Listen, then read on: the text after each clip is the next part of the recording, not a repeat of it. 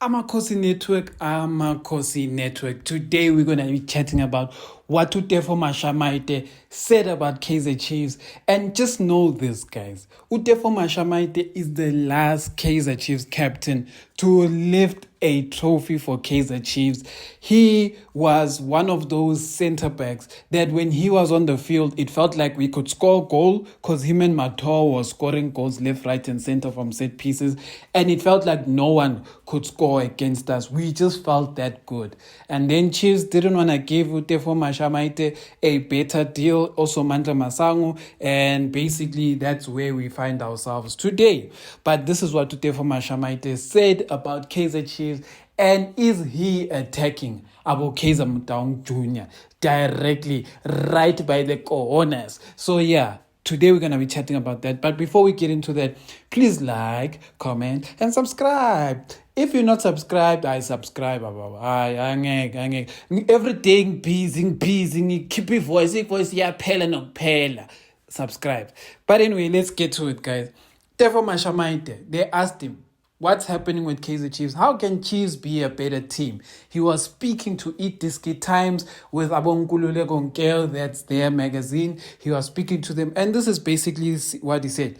Modernization, the perfect example is Mamelodi Sundowns. Basically, he's saying, in a nutshell, in order for Chiefs to beat Sundowns and Pirates, etc., Chiefs has to start implementing what those teams have done, because that is what modern football is doing. So when you do those things, don't think of it as doing what Sundowns is doing. Think of it as doing what modern clubs are doing. Why do I say that? It all started with teams like Manchester City. Bayern Munich did the same things. Obviously, Barcelona did it. The only team that has still found a way to win while doing things in a very traditional way has only really been Real Madrid. But right now, Bayern Leverkusen won the Bundesliga, doing things the modern football way, possession football, get the most attacking players, etc. So that is what happens. So let's see what Utefo continues to say. What Sundowns has done was very, very revolutionary, even though at the end of the day, people say they use money to buy success. This is where football future is heading. Meaning, badala uzokhona ukuwina. Hey, Nkosi yami. But anyway, he continues to say, remember when we played in the Confederation Cup, I think in 2017 in Gabon, we happened to travel on the same flight as Flight Mohale. He was given the responsibility to be one of the scouts. I know the scouting network at Sundowns is very huge, and people don't realize that scouting is a career now. You need to be trained to be a scout. A very important thing. He said you need to be trained to be a scout, and what he's saying is that Sundowns went and sent a scout to the AFCON specifically to look for specific players.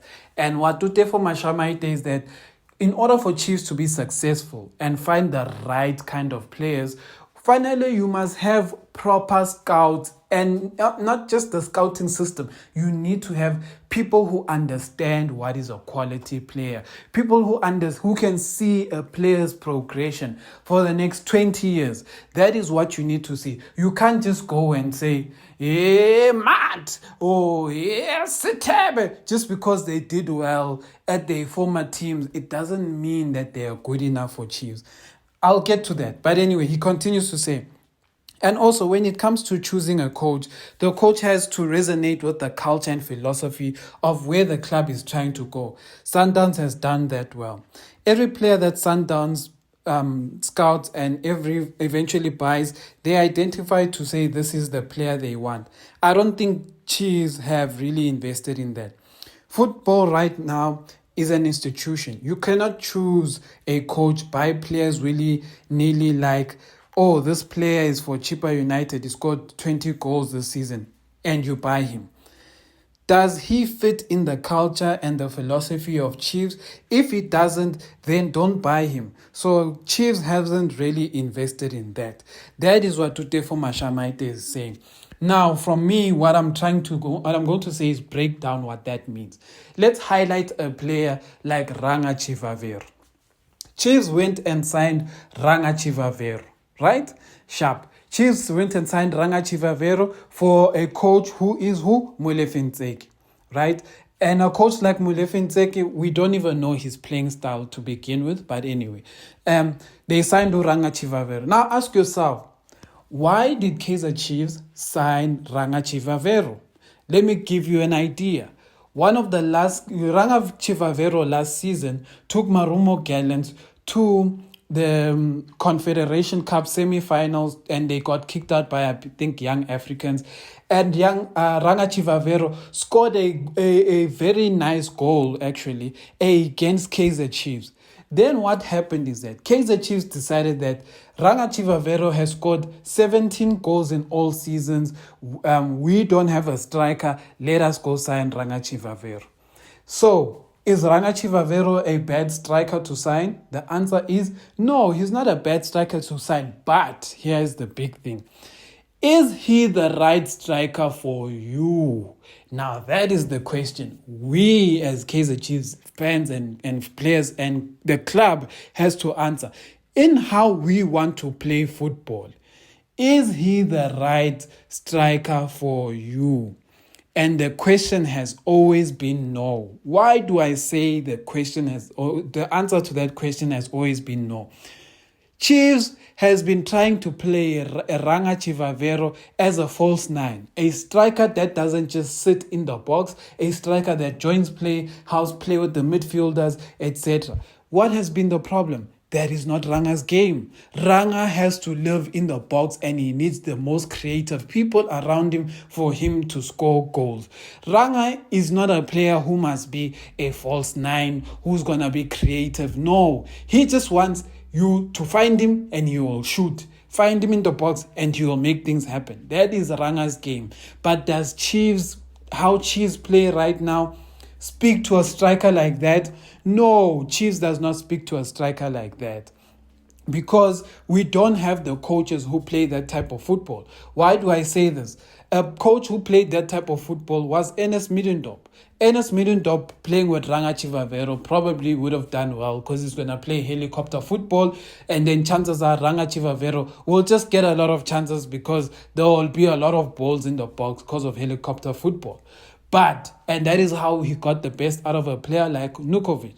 But with Ranga Chivavero, it won't work with how we play. Another example of this, of how scouting is very important, is that Chiefs in the market, né? And now I'm going to take you back to how things were in the past. In the past with Kaizer Chiefs, Amakhosi that we love, Kaizer Chiefs Tandai. In the past, let's go more recent, because I won't go to Dr. Kumalo, Tiki Moki, etc. I'm going to go far back to what you guys remember. Let's talk about our defensive midfielders, the people who are the heart and soul of Kaizer Chiefs. We had Yeye Litulunyane. Chiefs went and bought Yeye Litulunyane from Jomo Cosmos. Because why? They were seeing that they are starting to be short on proper defensive midfielders during that time. So they went and invested in Yeye Litulunyane. Before Yeye Litulunyane, they were trying to find the next defensive midfield stars like Abo Mtogosisi Yende. Remember we had those kind of players. We also had Siyabonga Nkosi. He wasn't a defensive midfielder, but he could play a deep lying midfielder to support the defensive midfielder. So Chiefs in the past could play with a defensive midfielder who was, for example, a Tinashe Ningamashe, and then the people in front of him were basically Abo Siyabonga Nkosi, like basically playing with two number 10s in front of them. But because they're so good, they have a defensive element to them that it doesn't feel like Sinembob. So what I'm trying to say is this. Then we basically got to Yeye Litulunyane. Yeye was playing with Tukatsande, and the people who were coming behind them were Abo Wiseman Meyiwa. And then we also have Abo Shabalala, Mandla Masango, George Lebisi, those kind of players. But what I'm trying to tell you is, after Yeye Litulunyane left Kaizer Chiefs, Chiefs went and had basically got players who were not good enough. Abo Innocent and Kabela, Abo Gay, Abo Koweti, these are the players that Chiefs signed to take forward our defensive midfielder. Our defensive mid was being carried by Katsande for a long portion of time. And it even got so bad that Bernard Parker even at times was being found playing in that role. And then now, ever since Kaizer Jr. started taking over, he went and scouted and signed Sitebe. He went and scouted and signed Matt. Now let's ask ourselves a question. Let's compare these players. Let's compare Yeye Litulunyane to Sitebe and Matt. Is that good scouting in Chiefs, buying Matt and Sitebe? Do you think that those two players reached the quality of what Chiefs needed? I think it's a fair question to ask, because I say no. Let me give you a description of what I'm saying. Guys, when Chiefs was going and starting to see what they had a Litulunyane replacement issue, who are the people who are available for Chiefs to sign? Let's just name some players. Tebogo Mokoena was available for Chiefs to sign. This was not a player only available to Sundowns, available to Chiefs. Sipho Mbule was available for Chiefs to sign. Exactly. Next players.